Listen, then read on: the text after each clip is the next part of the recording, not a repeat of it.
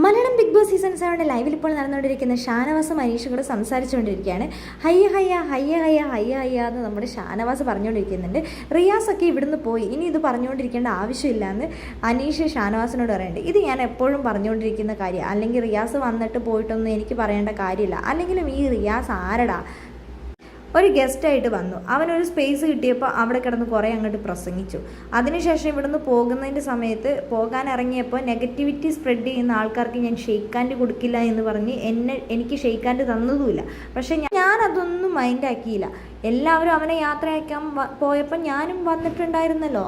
അത് ഓരോരുത്തർക്കും അവരവരുടേതായ ചിന്താഗതികളുണ്ടാവും. അതിന് നമ്മൾ ഒന്നും പറയരുതെന്ന് അനീഷ് ഷാനവാസിനോട് ഉണ്ട്. അവൻ മര്യാദകേട് കാണിച്ചാൽ ഞാനും മര്യാദകേട് കാണിക്കും.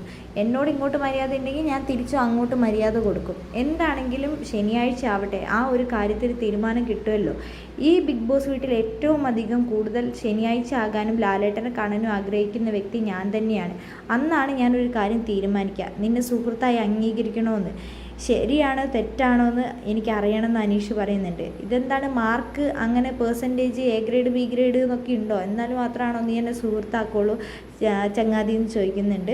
ആ സമയത്ത് അനീഷ് പറയുന്നുണ്ട്, ഇല്ല ശരിയാണോ തെറ്റാണോ എന്ന് അറിഞ്ഞു കഴിഞ്ഞ് ഞാൻ എന്താണെങ്കിലും ഇതിനെ സുഹൃത്താക്കും എന്ന് പറയുന്നുണ്ട്. എന്താണെങ്കിലും ആ ഒരു കാര്യത്തിൽ എനിക്കാണ് ഏറ്റവും കൂടുതൽ നിനക്ക് അങ്ങനെ ഒരു അനുഭവം ഉണ്ടായി എന്ന് കേട്ട് കഴിഞ്ഞപ്പോൾ ഞാനാണ് നിൻ്റെ കൂടെ ഇത്രയും അധികം സപ്പോർട്ട് ചെയ്ത് നിൻ്റെ കൂടെ നിന്നത്. അതിന് നന്ദിയുണ്ട് കൂട്ടാളി പങ്കാളി എന്നൊക്കെ നമ്മുടെ ഷാനവാസ് അനീഷിനോട് പറയുന്നുണ്ട്. അപ്പോൾ തിരിച്ചും അനീഷ് പറയുന്നുണ്ട്, നന്ദിയുണ്ട് മിത്രമേ എന്നൊക്കെ പറയുന്നുണ്ട്. അങ്ങനെ അവർ പൊട്ടിച്ചിരിക്കുന്നുണ്ട്. എന്താണെങ്കിലും എനിക്ക് ഈ ബിഗ് ബോസിൽ വിശ്വാസമുണ്ട്, ലാലേട്ടനിലും വിശ്വാസമുണ്ട്. ഇവിടുത്തെ ക്യാമറകൾ ഹൈഡ് ചെയ്യില്ല എന്ന് ഞാൻ ഉറച്ച് വിശ്വസിക്കുന്നുണ്ട്. ഇവിടുത്തെ ഇത്രയും ക്യാമറ ഉള്ളതുകൊണ്ട് തന്നെ ആ ഒരു കാര്യം പുറത്ത് വരും.